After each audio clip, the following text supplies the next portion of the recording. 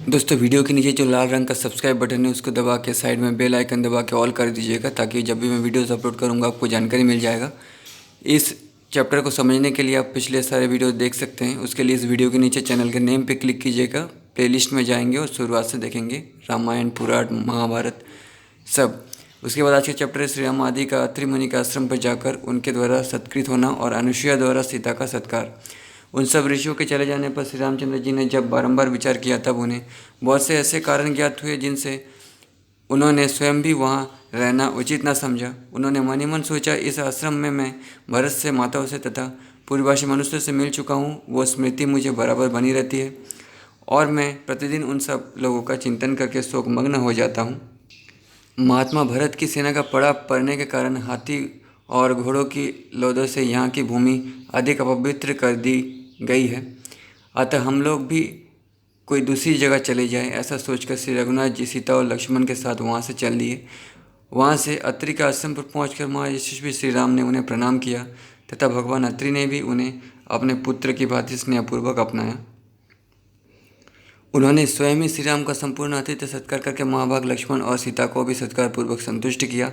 संपूर्ण प्राणियों के हित में तत्पर रहने वाले धर्मज्ञ मुनिश्रेष्ठ अत्रि ने अपने समीप आई हुई सबके द्वारा सम्मानित तापसी एवं धर्मपरायण बूढ़ी पत्नी महाभागा अनुसुईया को सम्मानित करके सांत्वनापूर्ण वचन द्वारा संतुष्ट किया और कहा, देवी विदेह राजनंदिनी सीता को सत्कार पूर्वक हृदय से लगाओ। तत्पश्चात उन्होंने श्री रामचंद्र जी को की धर्मपरायण तपस्वी अनुसुईया का परिचय देते हुए कहा, एक समय 10 वर्षों तक वृष्टि नहीं हुई। उस समय जब सारा जगत निरंतर दग्ध होने लगा, तब जिन्होंने उग्र तपस्या से युक्त तथा कठोर नियमों से अलंकृत होकर अपने तप के प्रभाव से यहाँ फल मूल उत्पन्न की और मंदाकिनी की पवित्र धारा बहाई, तथा तात जिन्होंने 10,000 वर्षों तक बड़ी भारी तपस्या करके अपने उत्तम व्रतों के प्रभाव से ऋषियों के समस्त विघ्नों का निवारण किया था, वही ये अनुसुईया देवी हैं। निष्पाप श्री राम, इन्होंने देवताओं के कार्य के लिए अत्यंत उतावली होकर 10 रात के बराबर एक ही रात बनाई थी। वही ये अनुसुईया देवी तुम्हारे लिए माता की भांति पूजनीय है। ये संपूर्ण प्राणियों के लिए वंदनीय तपस्विनी है। क्रोध तो इन्हें छू भी नहीं सका है। विद्यानंदिनी सीता इन वृद्धा अनुसुईया देवी के पास जाए। ऐसी बात कहते हुए अत्रि मुनि से बहुत अच्छा कहकर श्री रामचंद्र जी ने धर्मज्ञ सीता की ओर देखकर ये बात कही, राजकुमारी, महर्षि अत्रि के वचन तो तुमने सुन ही लिए। अब अपने कल्याण के लिए तुम शीघ्र ही इन तपस्विनी देवी के पास जाओ, जो अपने सत्कर्मों से संसार में अनुसुईया के नाम से विख्यात हैं या विख्यात हुई हैं। वे तपस्विनी देवी तुम्हारे आश्रय लेने योग्य है, तुम शीघ्र उनके पास जाओ।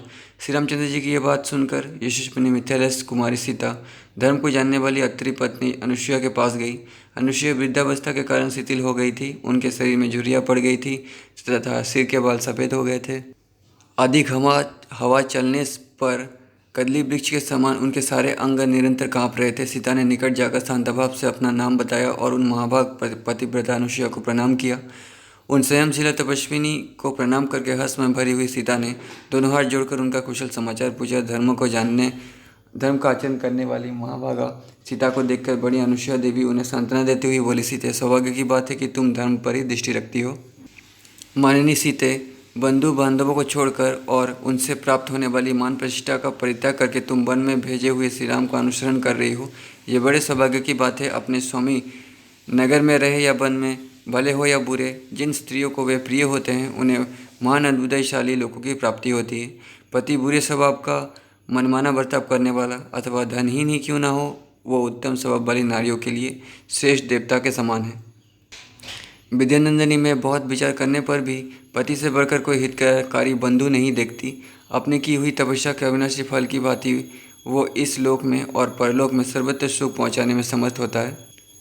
जो अपने पति पर भी शासन करती है, वे काम के अधीन चित्त वाली असाध्वी स्त्रियाँ इस प्रकार पति का अनुसरण नहीं करती। उन्हें गुण दोषों का ज्ञान नहीं होता, अतः वे इच्छानुसार इधर उधर विचरती रहती हैं। मिथिलेश कुमारी ऐसी नारी अवश्य ही अनुचित कर्म में फंसकर धर्म से भ्रष्ट हो जाती है और संसार में उन्हें अपयश की प्राप्ति होती है।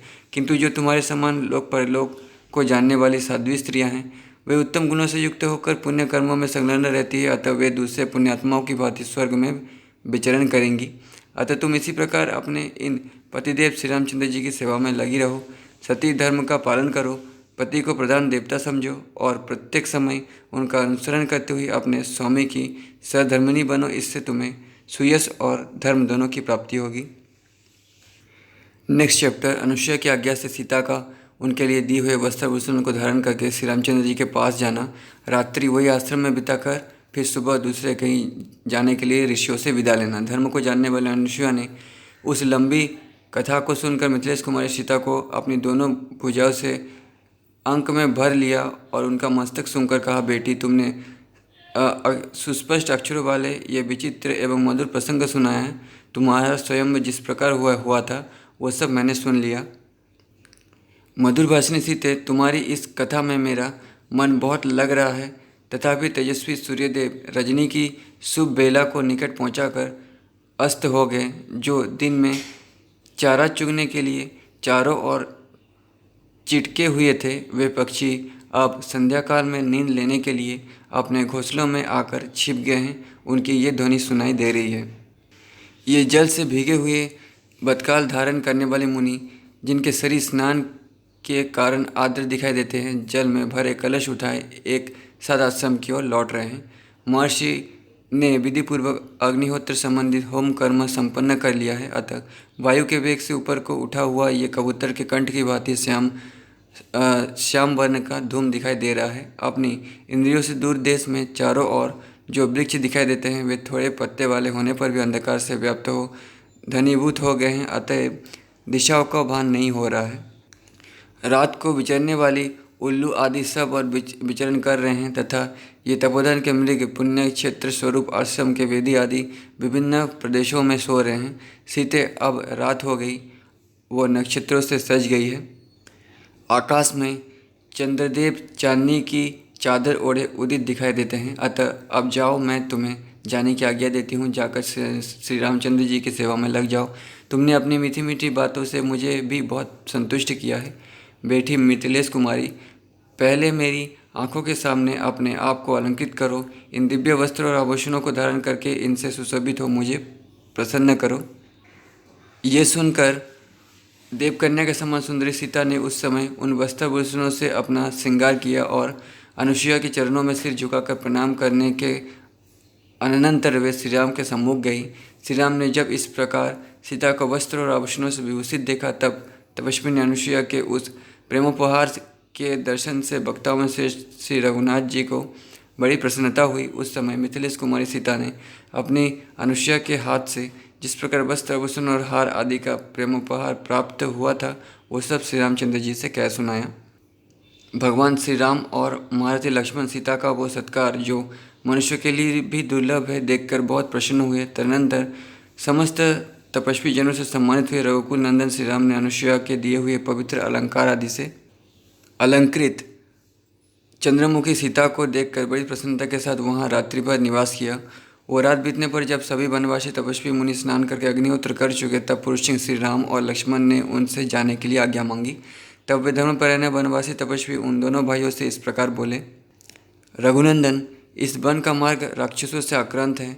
यहाँ उनका उपद्रव होता रहता है। इस विशाल वन में नाना रूपधारी नरभक्षी राक्षस तथा रक्तभोजी हिंसक पशु निवास करते हैं। राघवेंद्र, जो तपस्वी और ब्रह्मचारी यहाँ अपवित्र अथवा असावधान अवस्था में मिल जाता है, उसे वे राक्षस और हिंसक जंतु इस महान वन में खा जाते हैं। अतः आप उन्हें रोकिए, यहाँ से मार भगाइए। रघुकुल नंदन, यही वो मार्ग है जिससे महर्षि लोग वन के भीतर फलमूल लेने के लिए जाते हैं। आपको भी इसी मार्ग से इस दुर्गम वन में प्रवेश करना चाहिए।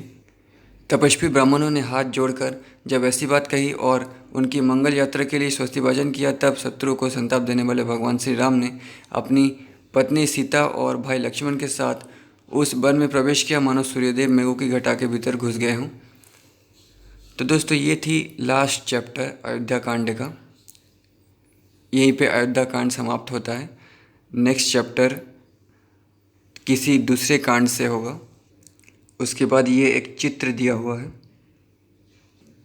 ये शायद नेक्स्ट कांड का चित्र होगा।